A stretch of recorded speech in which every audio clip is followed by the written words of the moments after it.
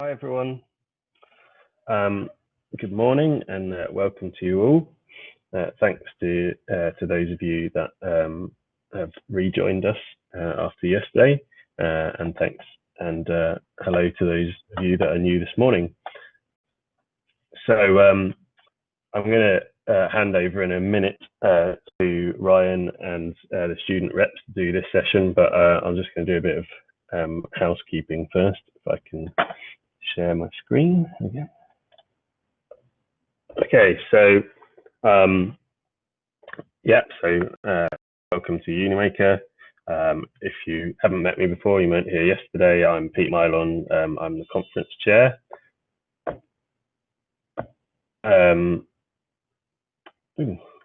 weird. We have to refresh this because it seems to be still on yesterday's slides. There we go. So yesterday's sessions are now online. If you go to the menu on the main UNIMAKER page up in the top right, and you click UNIMAKER 2020 Watch Again, you should be able to find the sessions which are on YouTube, but they're embedded there. Do let me know if you have any issues with those. I've literally just started them up this morning. So hopefully that all works all right.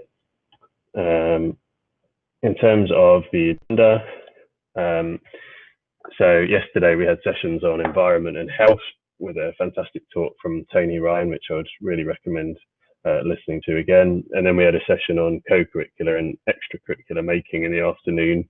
And we had a fantastic keynote from Taylor Dixon of iFixit, who did a live teardown of some Galaxy earbuds, which was really interesting, and also gave us some great ideas about online content.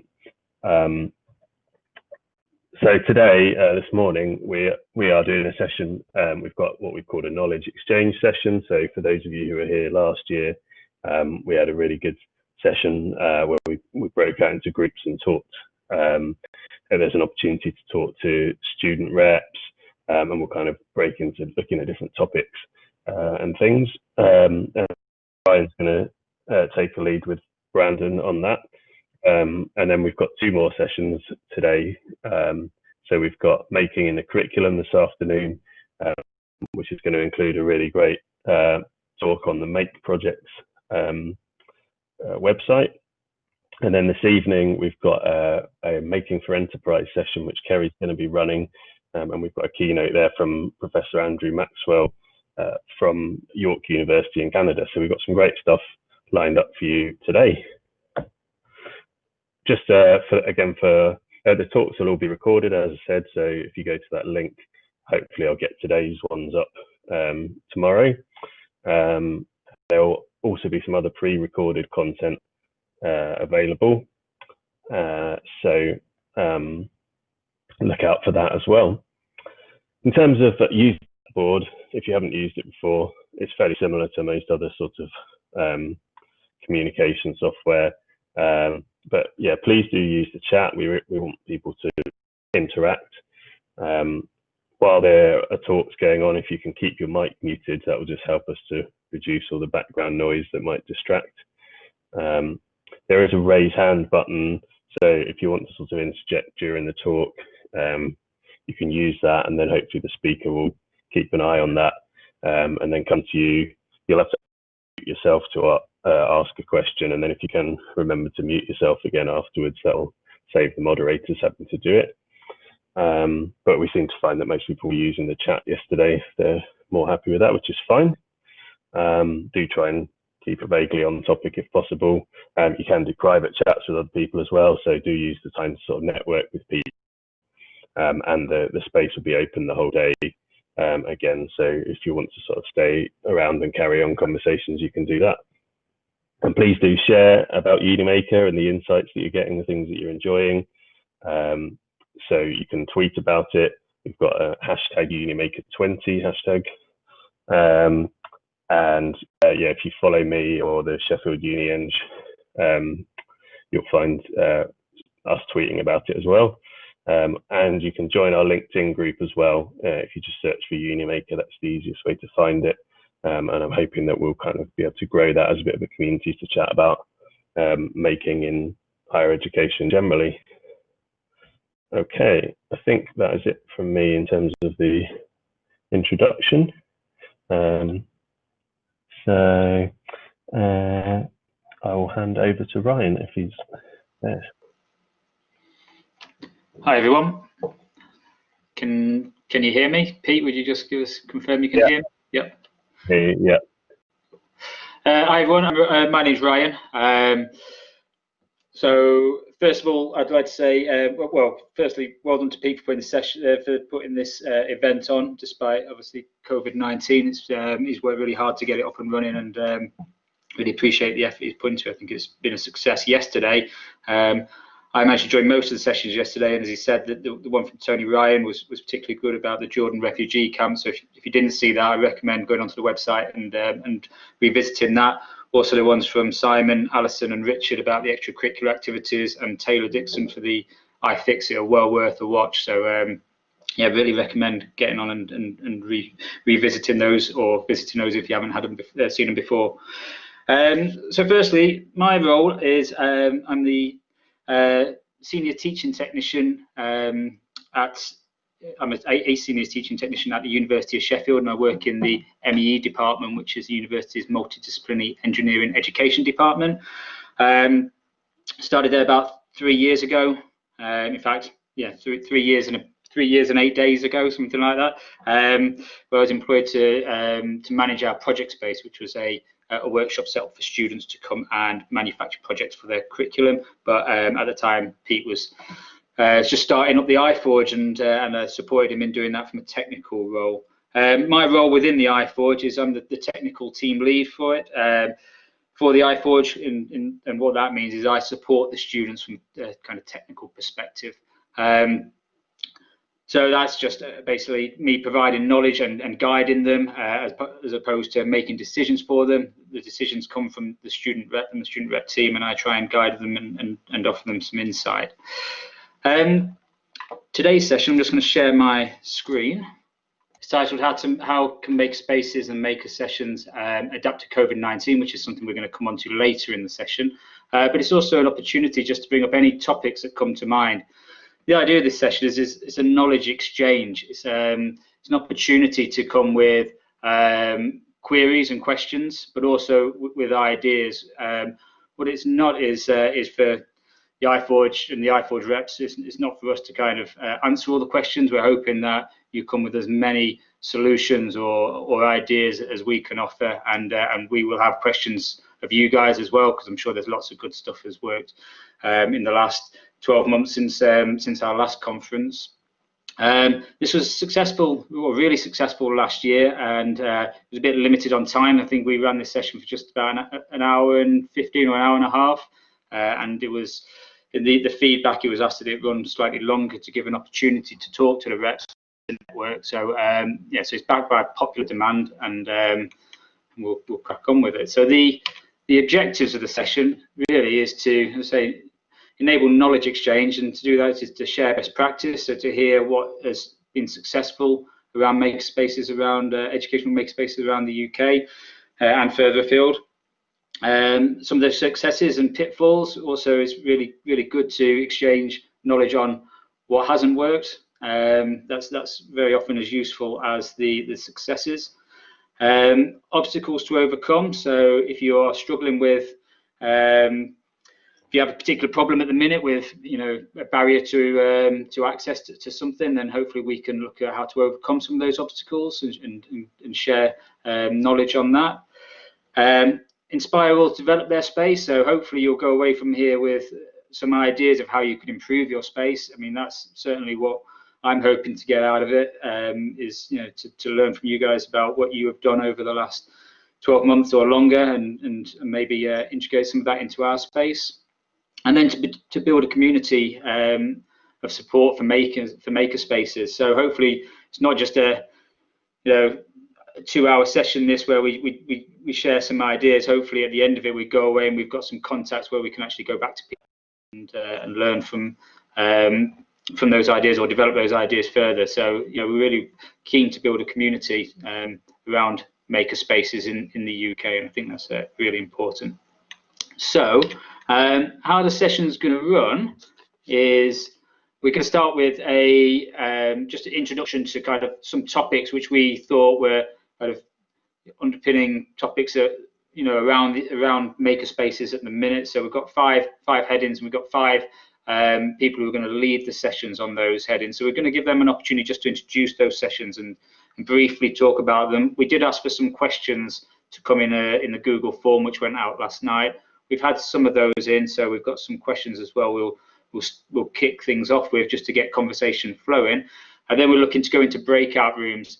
And this might just be two, or it might be more, depending on how time goes. But breakout rooms where you can have a look at one of those topics in a bit more depth. So if you're particularly interested in events and publicity or hardware, then we can sign up to those sessions, and we'll try and get as many of those as we can in before about an hour and a half is up, and then we'll come back together to talk about how makerspaces and maker sessions can adapt to COVID-19, which I'm sure we've limited it to 30 minutes, but I'm sure it might, conversation about that's going to be really interesting as well, and might go over. So that's the plan. I'm going to do what I usually do around my working day, and sorry, let me just stop sharing content. That's another thing. Stop sharing. Which is hand over to the iForge reps to do the majority of my work for me. So we've got a team of 5 reps here today. That is Brandon, who you should be able to see hopefully on your screens. He is the team lead for relations. Thank you, Brandon. Team lead for relations. He's been with us for I think 3 years now. Yeah. He has graduated as an undergraduate and is now returning to university as a PhD student, which is great, and he's going to be staying with us as a team lead for the next year. Also on the call we have Bav, who is a newly elected team lead for IT, so he's just taken over that for this coming academic year. We've also got Elliot, who's doing the same but for hardware, for logistics. We've got Tom, who is a co-team lead for events, and again he's taken over that for the first time this year. And then myself and Pete, who will, I will look at the day-to-day running and health and safety aspect of the iForge, and Pete will probably interject along the way as well. So yeah, over to you, Brandon. Yeah. So hi everybody. I guess we'll start with a couple of the questions that we've had from the responses in the Google form. If people do have any questions as we go along, because we don't have many from the Google form, feel free to pop them in the chat. We'll try and answer them as they come up, just to make sure everyone can hear it, and then we'll split off into smaller groups. This was just so we didn't repeat questions. We found last year when we were doing the breakout rooms, we ended up repeating a lot of answers to questions over and over as people move around. So hopefully this will try and mitigate some of those. And again, to the other iForge reps, if you want to stick your screens on and your mics on, you can pitch in as and when. If you think you've got an answer to one of these questions, that'd be great. So I'll start off with one of the first ones, which is to do with publicity, I suppose, which just says, if we have any advice on increasing a makerspace's social media presence, which is obviously such a big thing, again, from a relations point of view, to try and get some outreach and get yourselves known. It's something that we've been looking at for this coming year, and I think the big thing that we've at least thought about is just about the content that we're putting out and what people want to see. I mean, interactions are great with other companies and people on things like Twitter, LinkedIn, Facebook, all the different social media channels, but I think it's about the content that you're putting out. And so we're coming into this next year now. We've got a bit of time, going to have a think about what we put out on YouTube. Obviously, we've got a lot of speakers at the conference this year who are work for companies that kind of put out making content that people then view and pay for and all that. So we're going to try and look into something like that for social media presence. I don't know if anyone else has anything to pitch in on that. Yeah, so I mean, just in terms of content put out there, the best stuff that we think gets sort of the most attention is talking about users' projects that they're doing inside the space and sort of giving ideas of what's possible to do. But obviously there's a limited amount of that content that's available. And then also, obviously, in terms of events, trying to get people to come to our events using social media is really key. Not sure if anyone else in the chat has anything for anybody else to put. in terms of social media and the things they might do. But we'll move on to another one, which was about partnerships and funding, which just said, what have you found is key for a successful partnership? From your experience, what difficulties are most likely to arise and how have you dealt with them? Where do you get your funding from? It's a very good question. Good question for me as well. I think the thing about the successful partnerships is just is especially when first setting up those partnerships, is making sure that the people you're wanting to partner with understand fundamentally what your makerspace and what it's about. I mean, the iForge's vision and what we set out to do is quite clear, and I think that helps when we bring people in. Showing people around the space, you know, it's great to send things by emails, and I realize in the time of COVID it's difficult to. We're going to have to try and work around that through online tours and showing people things via a phone. But showcasing the work that students do and showcasing the students' abilities and what we've helped to facilitate, I think, is a big thing for the partnerships. And breaking down, I think, when you talk about funding, where that money is going to go. It's very fair to ask for £15,000 and say, oh, we'll use it in different places, but it doesn't quite hammer home for the company or for the people you're getting funding from as to whether they're actually having an impact in your space. So perhaps saying this money is going to go to pay for the materials for 400 students, then it starts to have a bit of personality to it, or putting a number to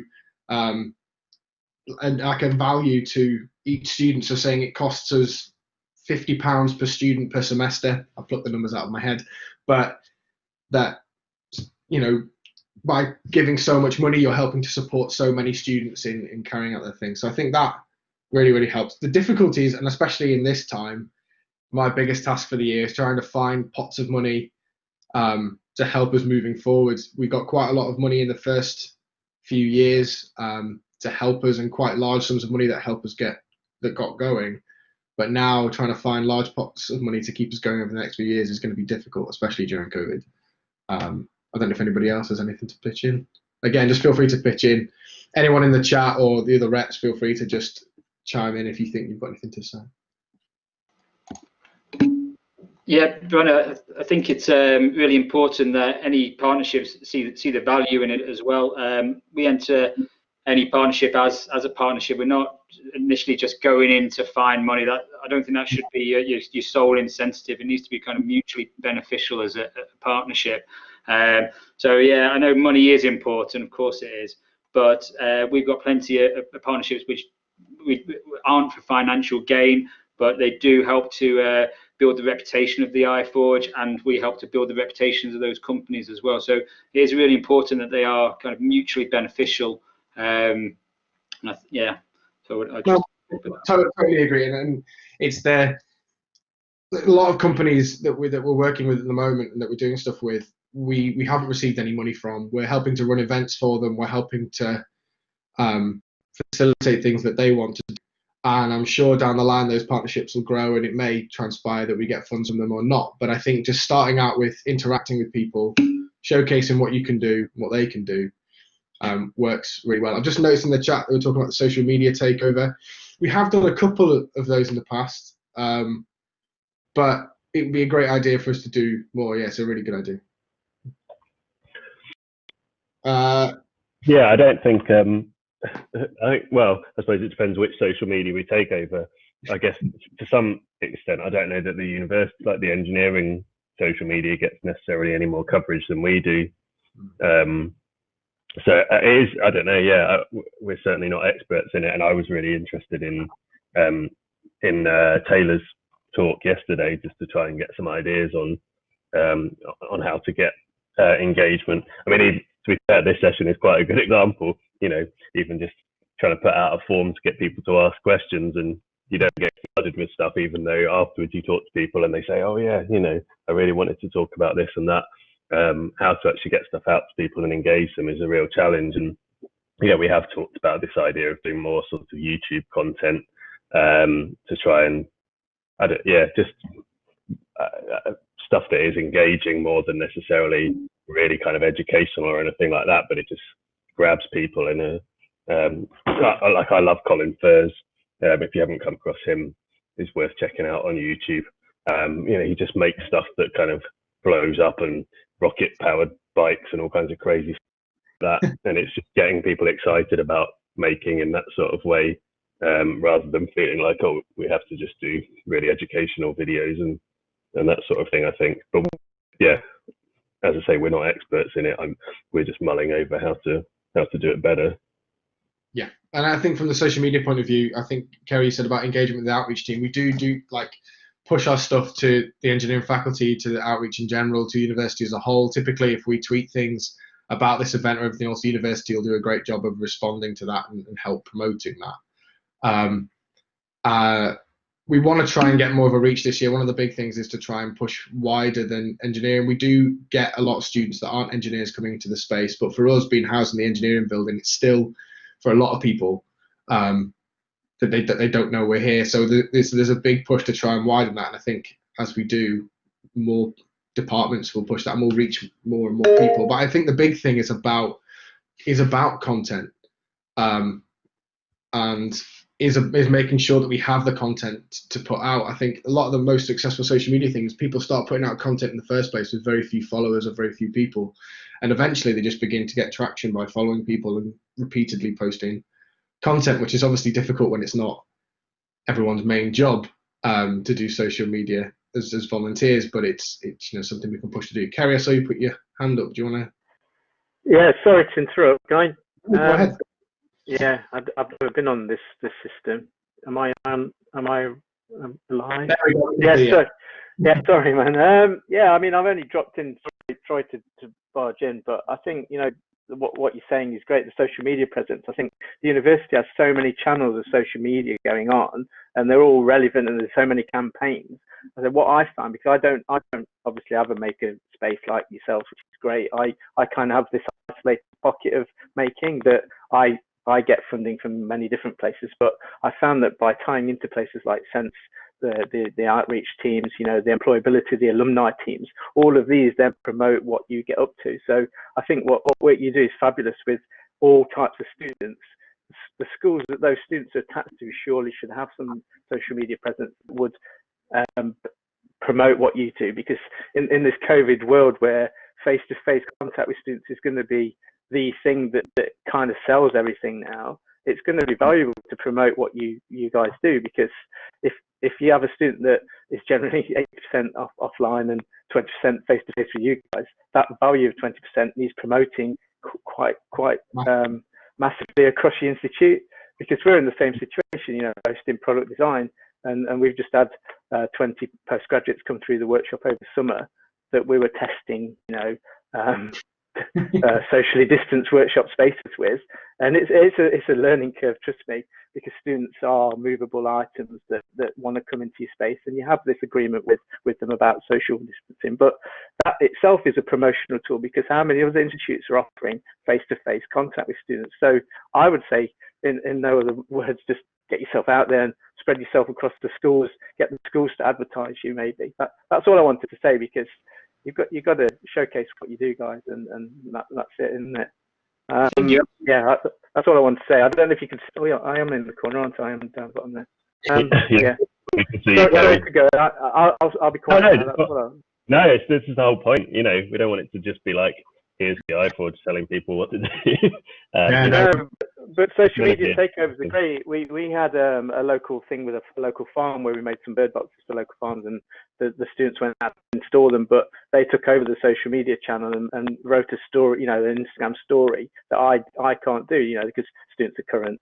I'm not current. I'm a little bit older than them. So so give it up really, and let them personalize it, and it works well. But I don't know how comfortable university is at giving up social media. It's very comfortable here. Me and Pete were very fortunate to go to visit Delft back in just before lockdown hit, actually, to go visit their makerspaces and stuff over in the Netherlands.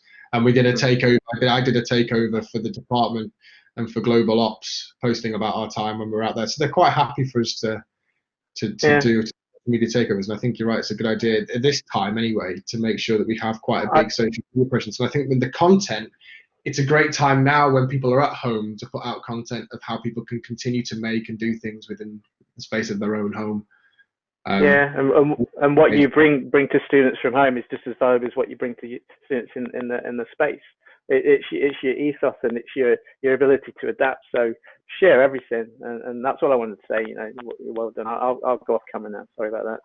I think you're absolutely right, Kerry. And even kind of pre-COVID times, I very much see spaces like the iForge and makerspaces that we're setting up around the country. They are very much value added. You know, they are the thing which will attract students to a university above and beyond, you know, their degree. So to get the content out there is definitely of value to the university. So, you know, taking over those social media sites, I can only see that as a positive for the university to do.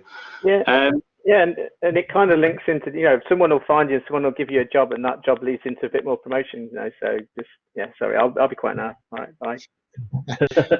I think it's thinking about how to do it well, isn't it? That, yeah, as I say, what Wheeler was saying yesterday, we've sort of tried, or we've thought about trying to get journalism students and people involved that are, you know, that are better at this than engineers and are trained at this kind of thing.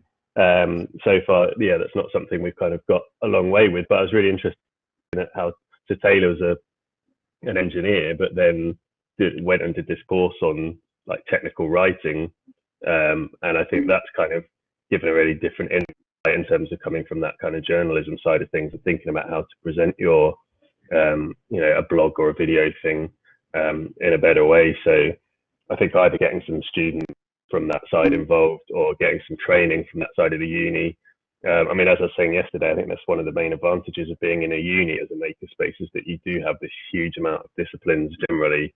I mean, some of these American unis tend to be a bit more, might be quite a tech-focused uni, but I guess in the UK we tend to be fairly broad, and so you can go and use all that other expertise. Yeah, it's a great pool of talent across, and like we said, as we try to expand, one of the big missions for this year is to try and reach out to those other departments where people wouldn't typically come in, and make them know that they can come in. We are not just an engineering space, we're for everybody. And then in the hope that when we have future recruitment for reps, we begin to diversify the number of courses, because you'll find people who are much more talented and you know, than me in terms of relations and speaking to people and everybody else. So, and again, like Pete said, with journalism students and getting people who are willing to blog and do social media a lot more, because I see one of the things was from Roz saying, from Alistair saying, you know, that content and social media does dig into time of actually doing things. And again, as volunteers, it's hard for us to try and do that, and it eats into the making time, like trying to document everything. But I think it's a good skill to have, to make sure that you can do things like that. You can kind of tie it into a useful sense. So that's how I feel I could tie it in and put the time aside to do that. What else? Okay. Just to kind of move this along, the idea is kind of going how we thought it would, I think, Brad. The idea bit when we're all in groups together is just to give you a flavour of how the discussion might go when we get into the breakout room. So I don't want to go any further with the social media kind of publicity or event side of things. When we go into the breakout rooms, if you want to continue, well, it'd be great to continue those conversations because it looks like there's loads of interest there. So I don't know if you want to move on to the next question, Brandon. And yeah, there isn't. So there's one that was for hardware and logistics in the thing. So do we have any interest in expanding capabilities towards bio and chemical engineering? For example, bio DIY, and they've given a link to that. But there's, I suppose, bio and chemical engineering are difficult ones. The ones, I mean, in terms of bio, you can look at prosthetics and things like that you can work towards. But chemical, I'm not entirely sure, Ryan. I don't know. That the question's been asked under hardware and logistics, but I guess from our kind of space, facilitating chemical, chemical engineering style making is difficult. But I don't know what other people's spaces are like, whether they could facilitate that or they already do facilitate that kind of thing. Yeah. Great. I think that's it's a really interesting question. I think it depends on your individual space. I don't see any reason why there can't be bio makerspaces or chemical engineering makerspaces. And I followed the link that was up. So we weren't collecting emails at the time. I don't know who posted that question, but yeah, there wasn't. Yeah, looking at some of those DIY, bio DIY stuff, it looks like it's certainly suitable to be done by students and student-led makerspaces. Obviously, you just need to have the right facility and risk assess it in the proper way and follow the same kind of structure you would for a mechanical engineering makerspace. From our point of view, it's whether there's the demand for it, for doing it in the iForge. When it comes to logistics and hardware and kind of the direction the iForge takes, I suppose that's very much led by its user group, and we do collate that information to see where that's kind of going and what direction and what equipment is in demand, and then also having the facility to do it, and obviously the costs which are associated with that. And at the minute for us, we don't kind of have the lab to do it in. In fact, we haven't probably, if you need fume cupboards or you need incubators, we haven't kind of got the space for that, and we haven't kind of got the extraction for some of that equipment. However, if there was demand for it, I can see that yeah, we could take that approach. Pete? Yeah, I was just going to say, I think, well, when you look at what Tony did yesterday, you know, with all the plant stuff, there's obviously huge kind of bio applications there, and I think to some extent, I think what that shows is we don't want to put making in a box in terms of just being mechanical stuff and just being 3D printing and laser cutting. I think that, you know, that ethos is the important thing, and that kind of innovation and creation thing, and that can definitely be in a bio environment or a chemical environment. I think for us here, so we're in the Diamond, which is very much a multidisciplinary building full of all these different labs that we use for teaching. And I think there has been a push to sort of say, well, how can we get the kind of iForge ethos into other labs so that it does become, you know, just a makerspace thing, but it's a kind of culture of us as practical engineers that students can go, oh, actually, I want to use the equipment in the bio lab to do this. And you know, I don't think it would necessarily be practical for us to have bio equipment in the makerspace, in that you know, it needs to be in a very clean environment and things like that. But I think what you then do is expand the culture into your bio labs and chemical labs, and then you're able to use the technicians there as well, who have much more expertise in those areas. Go on, Ryan. I think you want to. Yeah, just to say, to try and encourage those students into the lab, into a makerspace environment is pretty good as well. I mean, we do run a, I think it's, I can't remember, is it a third-year bioengineering project, which they're told to come and manufacture these bioincubators in the iForge. So to encourage them into a makerspace facility, even if it's not to do bioengineering, but to manufacture something. And hopefully get them coming in with their ideas and seeing the potential that it could expand to bioengineering. I think it's a good tack to take as well.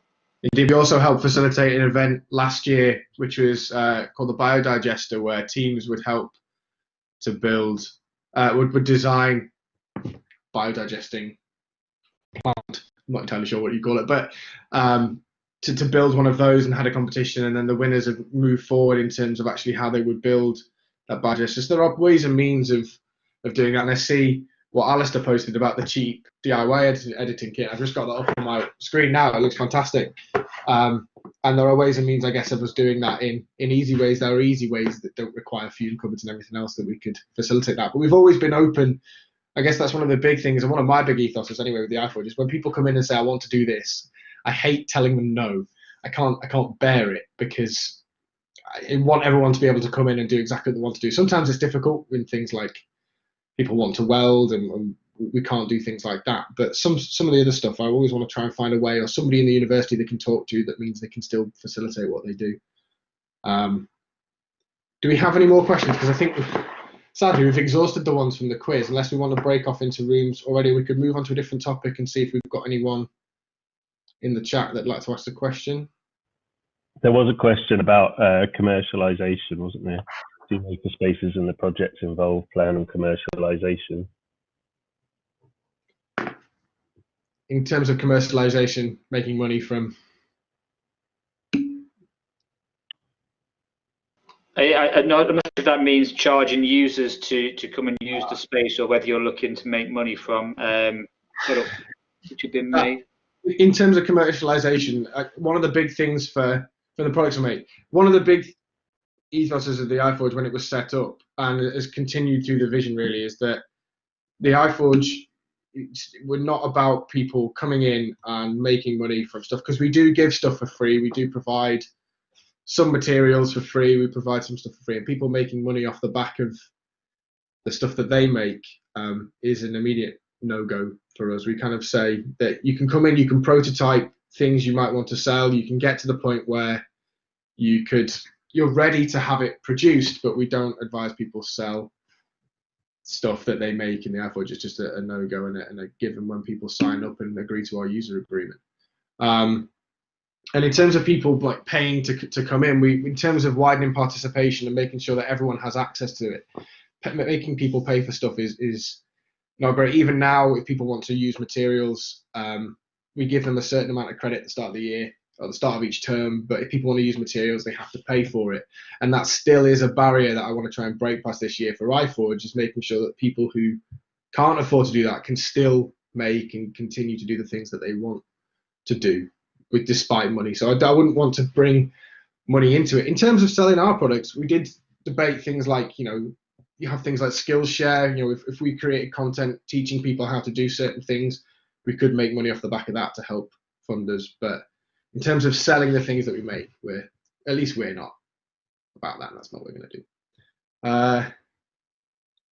Looking at some more questions. What COVID-related resources have you looked at to prepare for your spaces and students? Ryan, I guess this is a good one. Do you want to talk about it now, or perhaps come back to it later on when we talk about COVID? Yeah, I think we'll come back to that one.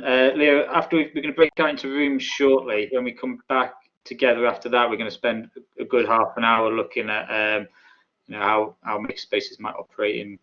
We've had another question in the thing, which just says, how do you deal with disciplinary issues such as dangerous incidents, disruptive users, and theft? And I think, well, Ryan, I guess we can talk about that, but we've had some people in the past who are quite clear on people making sure they use the equipment correctly, and it's kind of like a three-strike policy in a way. You'll get told by reps initially, kind of in a friendly manner, to say, hey, you might be doing something wrong. Then it ends up being, what on earth were you doing? We're trying to kind of get to the point where we've got some more, what's the word? Like, not responsibility, but some more accountability for who's accountable for what when we have incidents like this. I guess, Ryan. Yeah, I suppose because it's kind of talking about health and safety kind of thing. I suppose for us is trying not to get to that point, building the right culture from the outset. Again, inevitably probably is going to be incidents and stuff, and when people are under pressure to get work completed. But I think the first thing is try not to get to that point. Develop a good health and safety culture where people understand the rules and respect the rules and see the value in the rules as kind of the first starting point. And to do that, we involved reps and users from the outset. We from myself and Pete's point of view and MEE's point of view, we went to the student reps and said, this is the problem. You've got to manage health and safety in this environment. How do you feel is the best way to do it? And kind of what media are you going to respond to? Are you just going to, if we put a risk assessment in a document, are you going to read it, or actually, is there other ways, or better ways of sharing that content? And that's why we built quite a few videos around accessing equipment. So I think, really letting the students and the reps or the end user, see the value in health and safety, and to do that, I suppose they've got to be involved in the whole process and see why it's needed. And then after that, to deal with discipline, from a training point of view, I train the reps in kind of how to confront a user if they're not doing something right, and it's not being overpowering, it's not coming in and shouting and hollering, it's trying to again explain the reasons that what they're doing is either the wrong technique or unsafe for whatever reason. But then after that, it's making sure the reps know that they're supported from us. So if they do have ongoing problems, they can contact me, or they can contact other technical or academic staff within the university who will come and support them to deal with those issues. So, but yeah, that's a great question. And certainly when we go into the breakout rooms, I'd like to hear other people's ideas of how they deal with it. Yeah. I don't like kind of formal strike systems. What we can do if there is a serious breach in health and safety is we can take away access or make them redo training videos. So put the onus back on them again. Make them see it as a bit of an inconvenience that because they've broken this rule, they're then going to have to. We can wipe their training record. They're going to have to do all those videos again. So yeah, to put it back on them a bit is pretty useful. But yeah, and I think we did say we'd try and send out kind of health and safety updates to people as we go along about So for example, last year, some good examples, we had a laser cutter fire.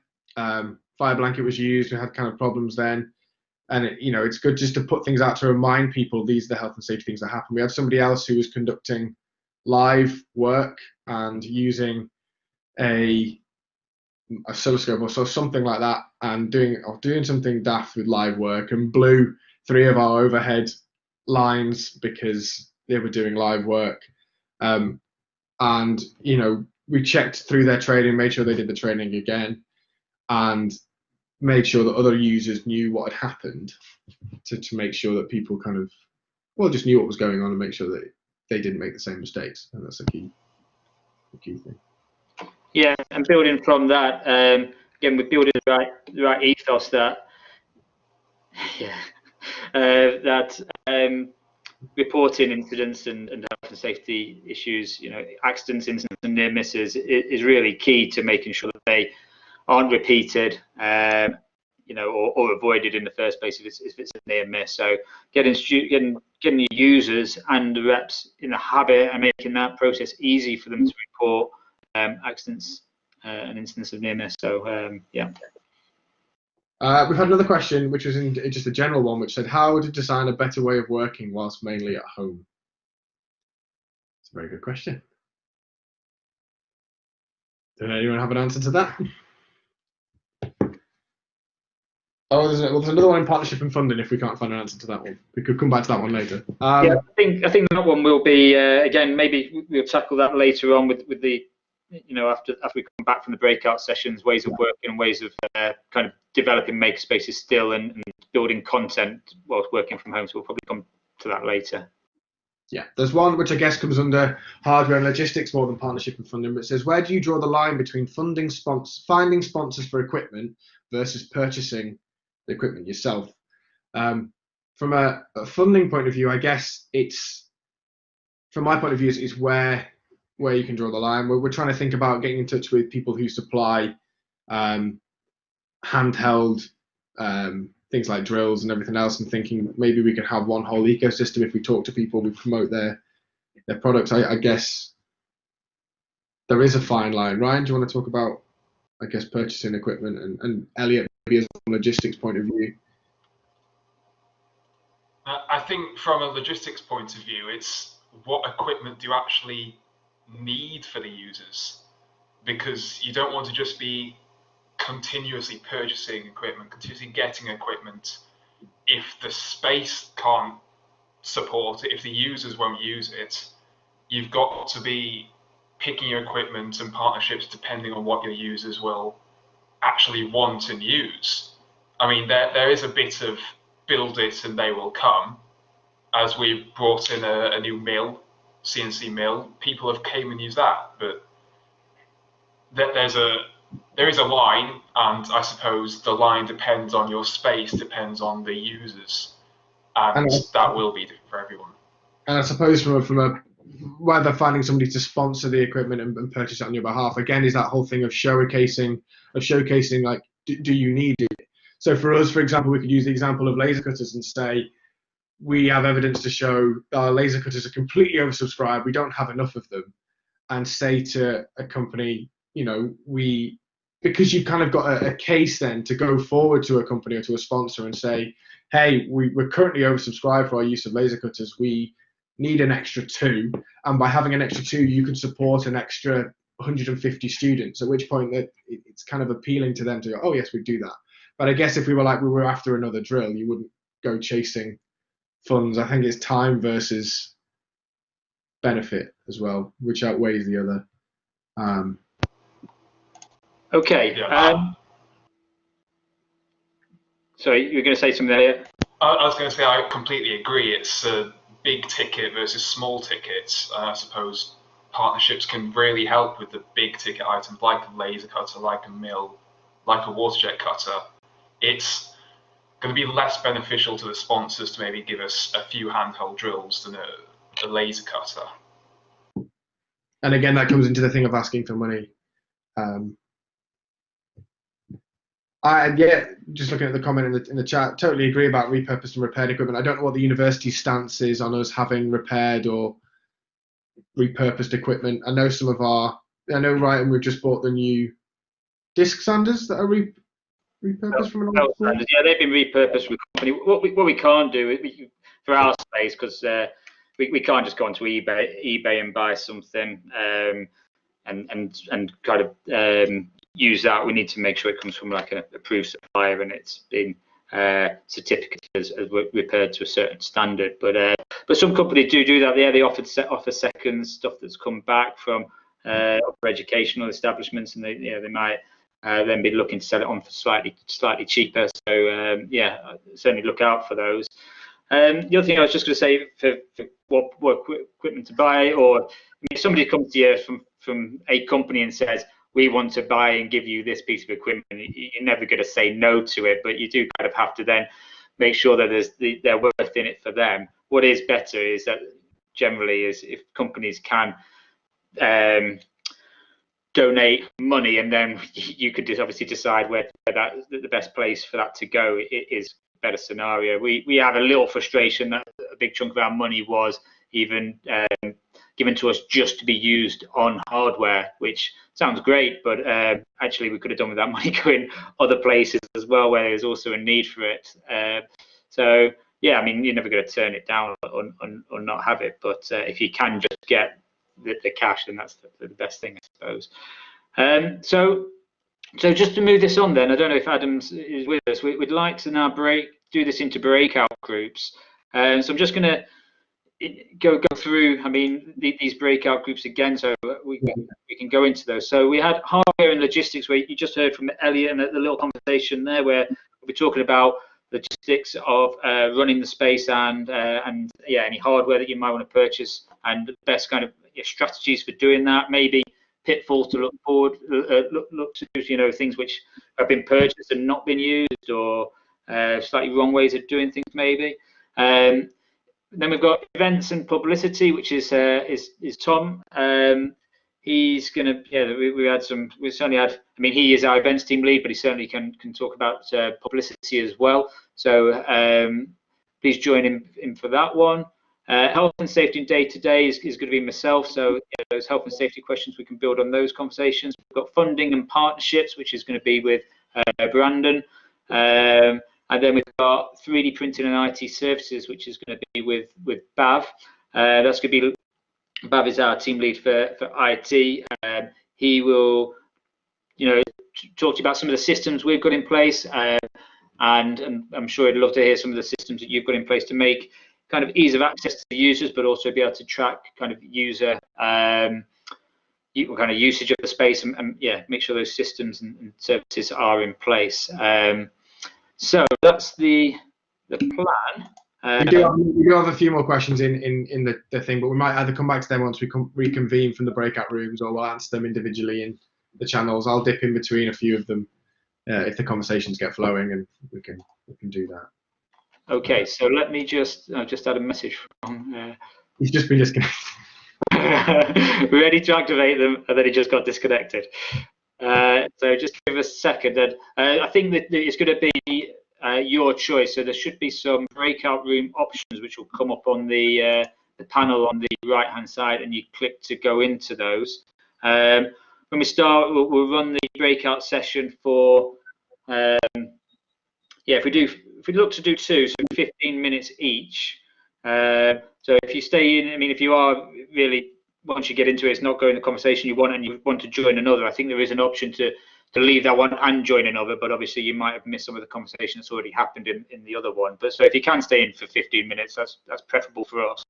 And then after 15 minutes, we'll come back together and we'll just go into another group for another 15 minutes. And after that, we'll come back and talk about, COVID-19 and how that's going to affect makerspaces. So yeah, if you're ready to activate that, Adam.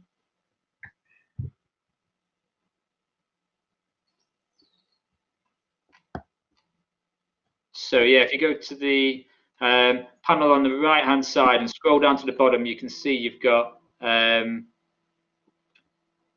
different teams. So if you choose one of those to join, and then we'll go from there. Okay. I think some people were having some connection issues, so apologies to those who weren't able to make that whole session. We're going to run the same again if Adam can regenerate those groups, and if you want to just spend another maybe 10 minutes this time. So if you want to switch groups you're in and try and if there's another topic that you want to discuss, that would be great. So Adam, I don't know if you can just reactivate those groups for us to choose a different group. Obviously, reps will stay in the same groups unless you particularly want to change. Yeah, I want to be with Bam. Me too.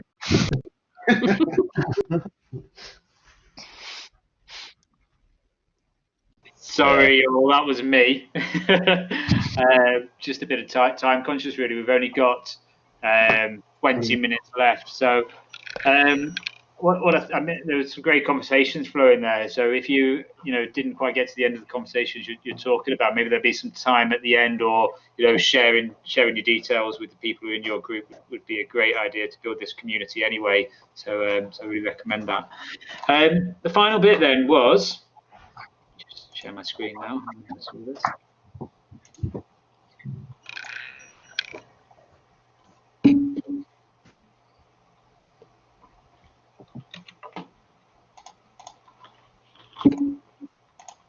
Okay.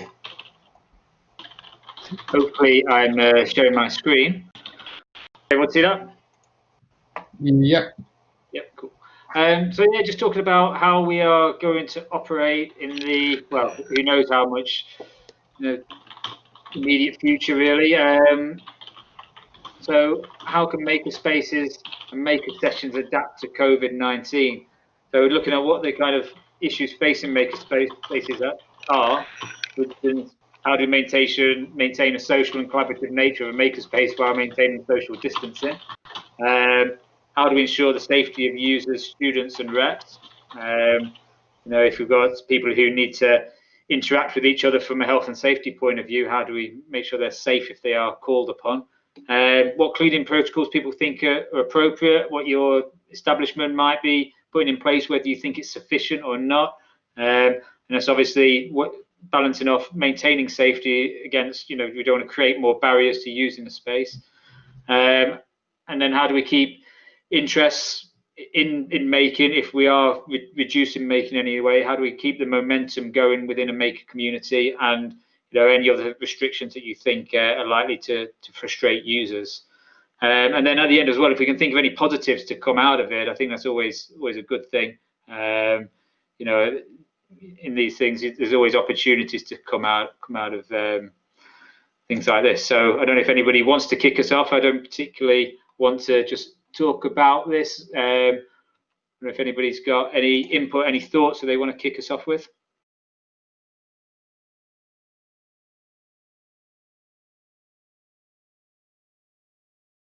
Okay, I will start then. So if the first point was, how do we maintain the social and collaborative nature of makerspace while maintaining social distances? I mean, key to our makerspaces and how we're different to the other labs at the Diamond is we say that we're not just a place where you come and make, we're a place where you come and socialize, you learn from others.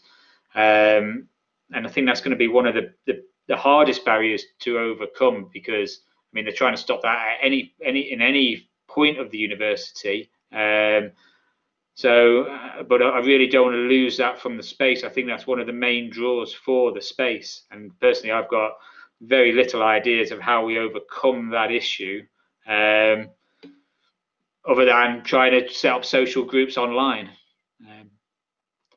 Don't know if anyone's got any thoughts on that.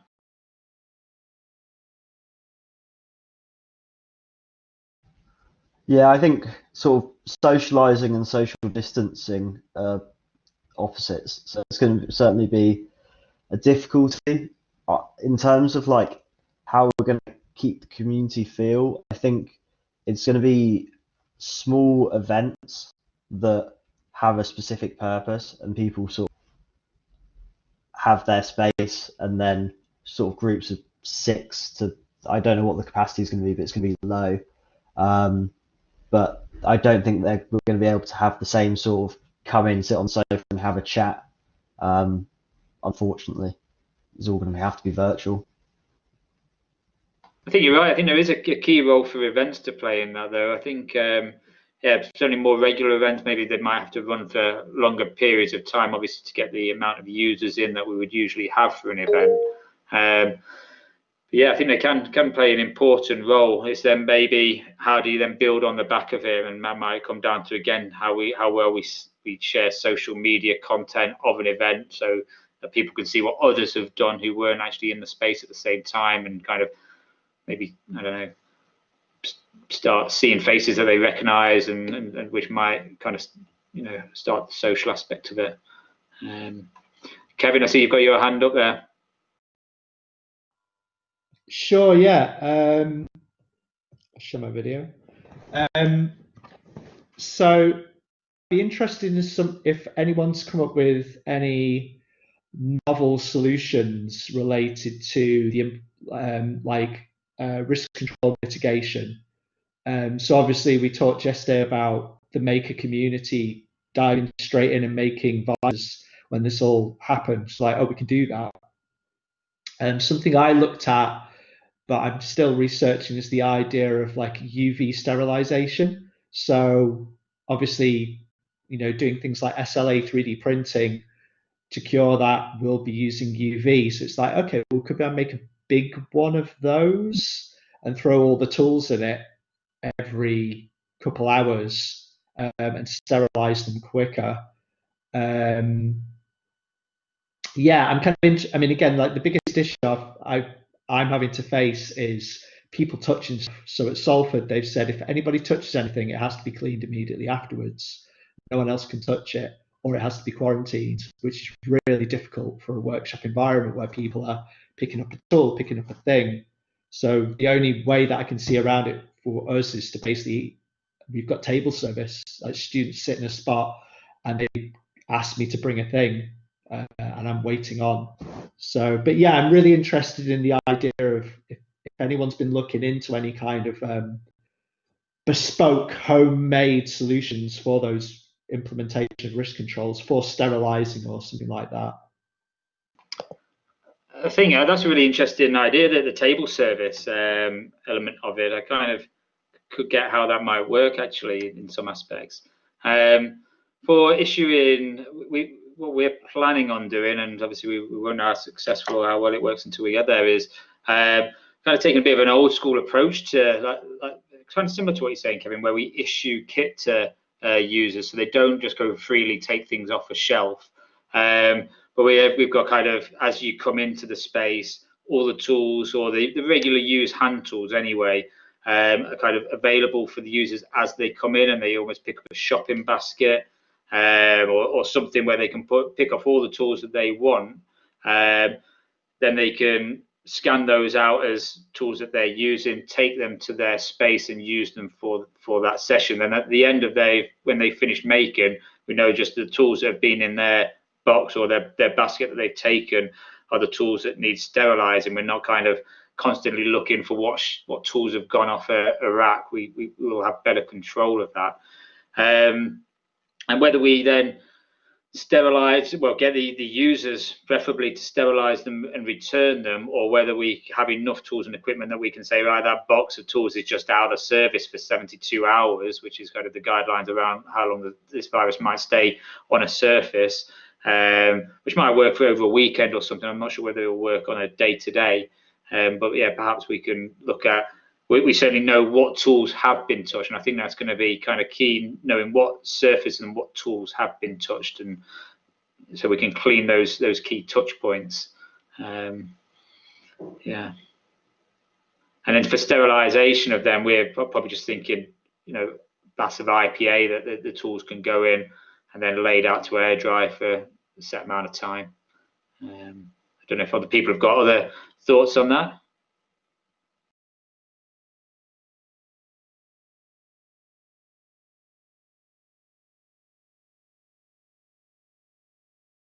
I'm coming in from quite a naive point of view. I'm in a business school without a makerspace, but it occurs to me from talking to the last couple of conversations, and that pushing this back onto the students and the students taking responsibility is another lesson in terms of how we work. And it's going to be the same when you go out into, I was listening to an American university the other day, and they were saying, well, this is for years, right? And so if this is around for years and we're doing this for years, then they're going to go out into the workspace and have to deal with this and manage that risk. So I think some of that, it's not just push it to the students, it's working with the students. But I think there's a massive realization for all of us, and I'm doing this for my workshop space, when I'm workshopping with my students this semester, and that they've got to take responsibility for cleaning down the equipment after they finish and taking on that role, because that's also in sort of embedding, I suppose, that idea of risk.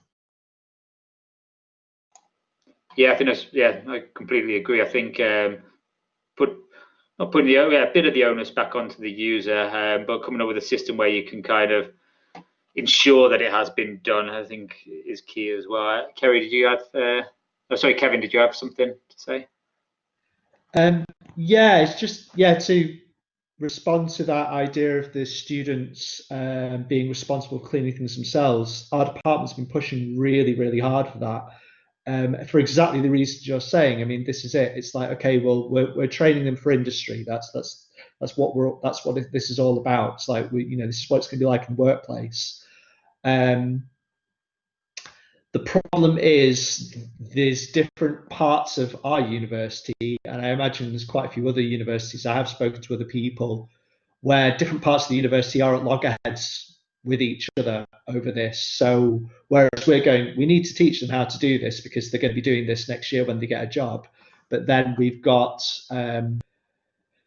the kind of litigation conscious parts of the university is going, yeah, but if they get COVID-19 or if they spread COVID-19 and there's a breakout because they haven't done it properly, we can get sued.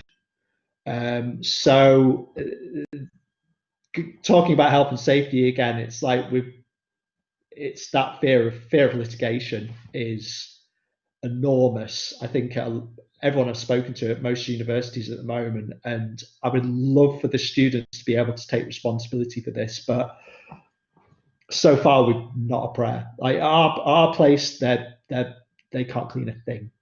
We've been told they can't touch anything. We've got lecturers cleaning lecture theatres before they're allowed to teach at the moment,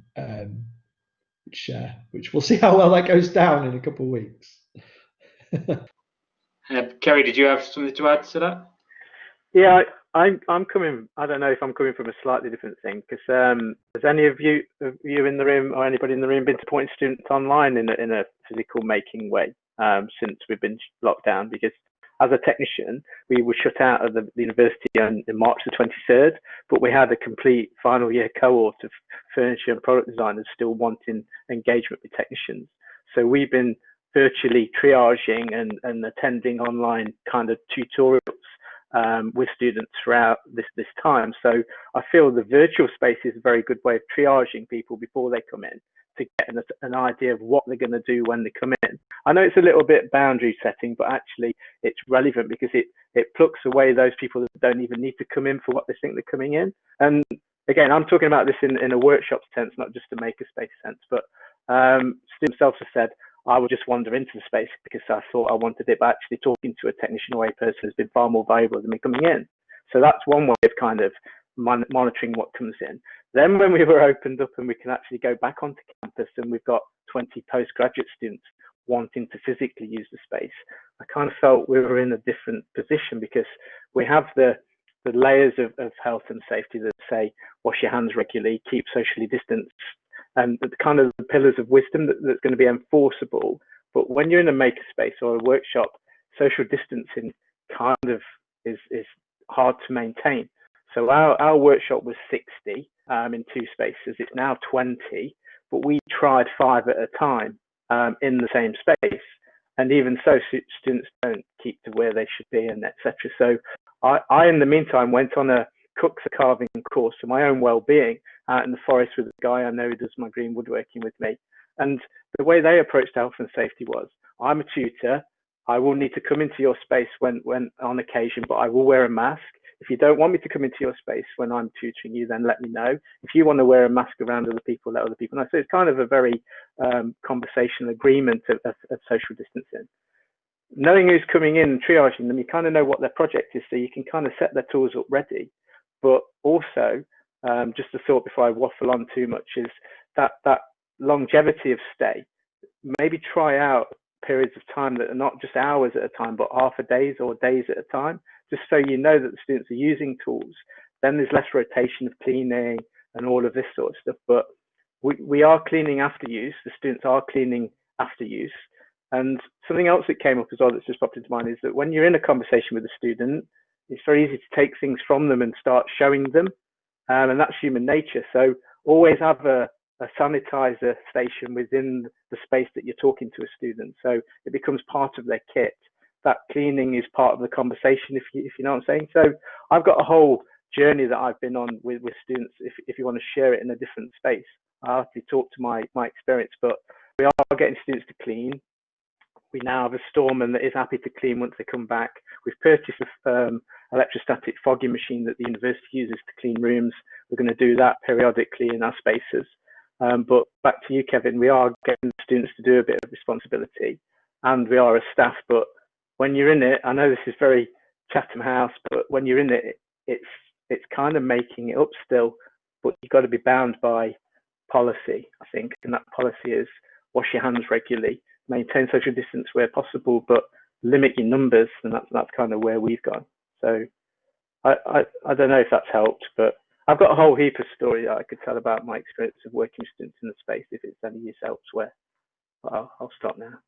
No, I think I would certainly be very interested if you could share that content with us, Kerry, because I think it sounds like you're a slight stage ahead of the rest of us if you've had students back in, because we're still way off that. So I'm sure there's lots we could learn from you in that respect. Yeah, but also that online triaging doesn't negate the value of making. It actually adds to the value because they're going to be more that intervention of triaging. You know, get a chat going on with the student, let you know what they want, and then in some way you can prepare or be aware of what's coming in, or kind of call what doesn't need to come in and place it in a time and a space that's more suitable for you as the host rather than the student. I kind of think there's got to be a bit of a switch, hasn't there, that students want to use the space, you want to welcome them, but also there's got to be a relevance to their attendance in the start for you to learn how to get them into the space, maybe. I mean, that's kind of an opinion, but. Brandon, you had your hand raised. Yeah, it was just a funny thought that I had, that maybe after all this is over, when we have people in our space, they might actually tidy up after themselves a bit better after all this, since they've had to do so much more and having to clean up after themselves and make sure everything's clean. We might actually end up with a makerspace that at the end of our final shift, we don't actually have to clean anywhere. Although I highly doubt it. Don't rely on it, Brandon. Don't rely on it. But I took a photo of one tool used by one student in one day, and it's amazing what they touch and what they want to use, because as much as you know what they're making, they still want other things. So I kind of think, you know, having a shopping list that they go to the store with, that they tick off, that they then wait in the queue to be serviced by.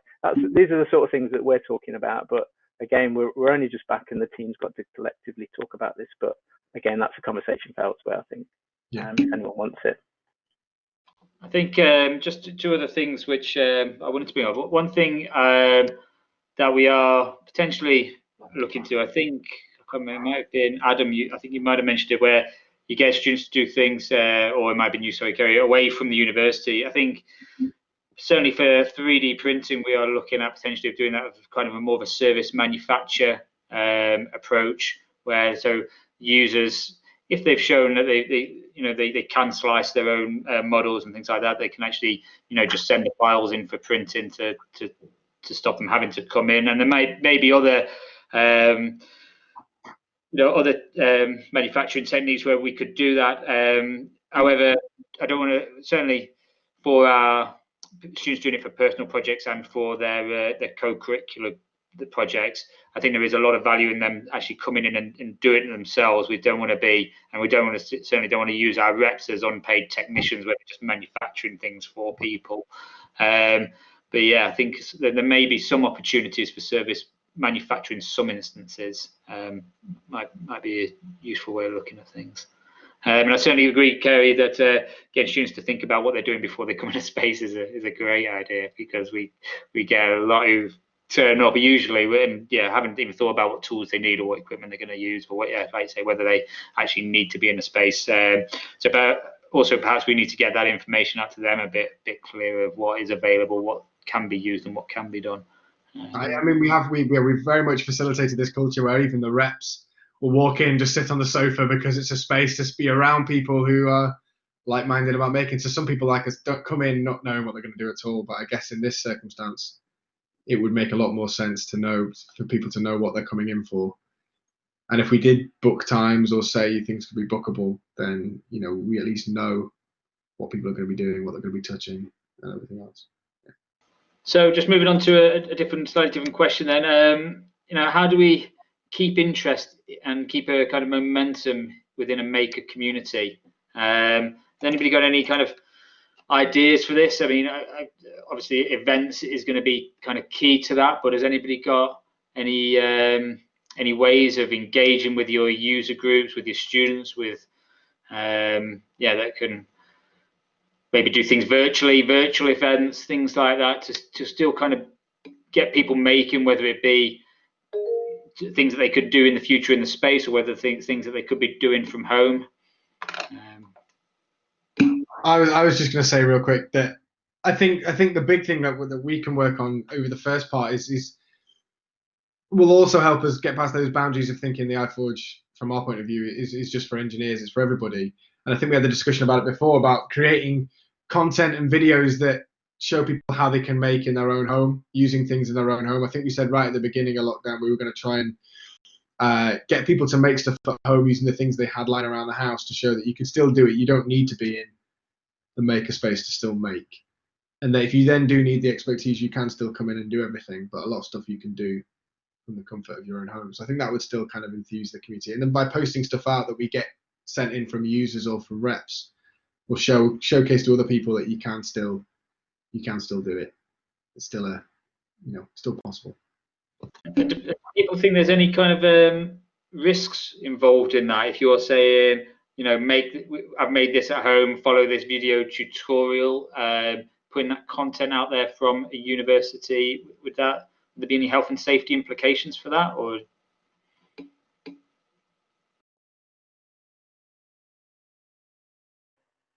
are you talking about things like, because I think our university's buying in more to this remote use of space and pop-up making, so blue foam and things like this are going to happen elsewhere, in cardboard maybe and stuff like that. But are you kind of suggesting that once you suggest that students can do this anywhere they like, is there an issue for students to then do this at home with those materials? Because we have students in our courses that cast aluminium in their back gardens, and you kind of look at it on their Instagram and go, yes, that's very good. But there's a reason why they do it at home, because it's too much effort to get them to do it at university. So I think students, I don't know what the answer to that question is. Kevin's got his finger on the health and safety pulse, so he might have more of an idea about what's the thoughts around saying to a student, yes, as I did over the lockdown, here's some dental rubber. I 3D printed a mold, and there you go, got flexible rubber sole for your trainer. Are you then propagating health and safety risk by going, you really should look at the cost for that and everything else? But I don't know. I think, yeah, just show them everything, because they can find it on YouTube anyway, can't they? So, yeah. Yeah, that's true. I was more just thinking as well, if you did like a virtual makeover, sort of suggested if we send kits home for people, would people look into that potentially? Or is, if you send a kit of making stuff home, would that be providing them tools and equipment which might be at risk for them? I mean, I suppose if you start with the general health and safety of a local health and safety discussion about what you're about to use, and it's very constrained. I mean, if you've got a space like you have, and you can do those virtual make-offs live on campus alongside virtual people doing something with the similar materials at home, I don't know. I think. I did think, Ryan, though, from that point of people doing things at home, a lot of the things that people will have at home, they won't have toolkits. I'm thinking, things like some scissors and everything else are the kind of things that most people will have, that we don't particularly need a risk assessment for using a pair of scissors. I know we do, but you don't. It's kind of an expectation that people can navigate a pair of scissors. If they already own it, you'd like to think they could use it proficiently enough. Although I see your point about the health and safety at home, and the onus it puts on the university if something happens to somebody when we've said, here, do this at home.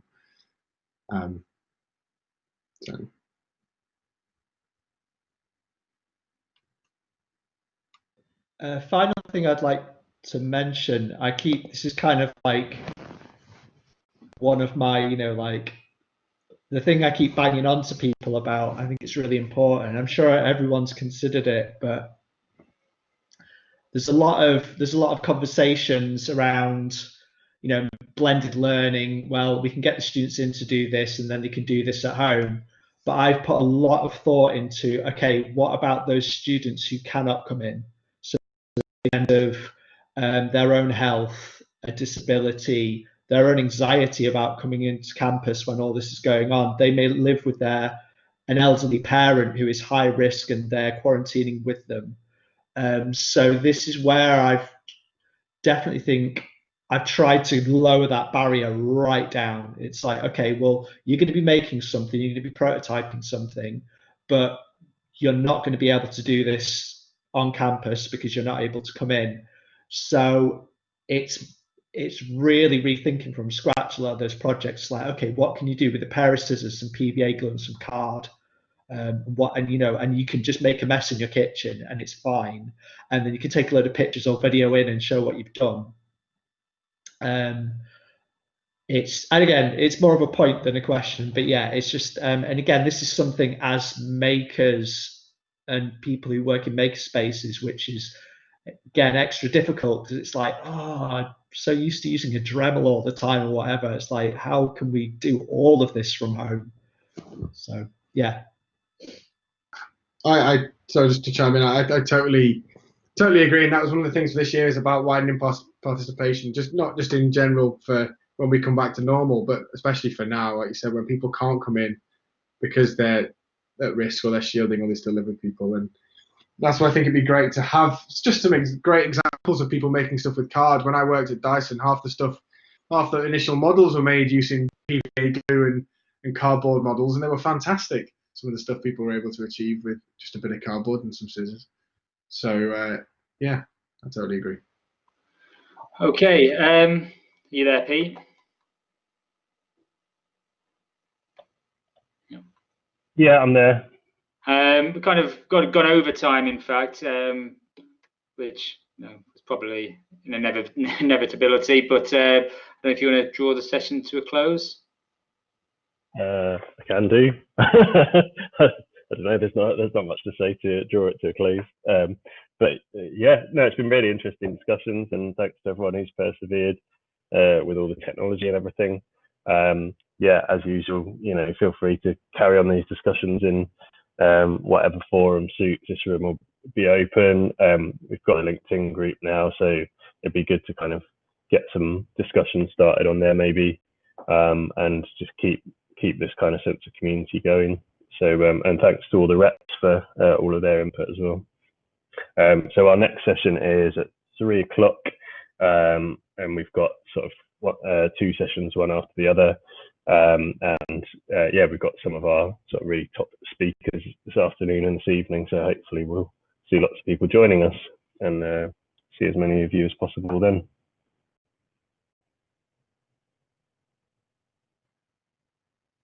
So thanks to everybody for listening to us and bearing with us. I know it's been difficult with all this. If you have any questions, do send. Well, I did post the emails of some of the iForge teams in the chat higher up. If you do have any questions, ping us a message if you want to ask us something specific about what we do. Obviously, the knowledge exchange is to hear from all sides. I know I've got people who are going to be emailing me with some really interesting stuff.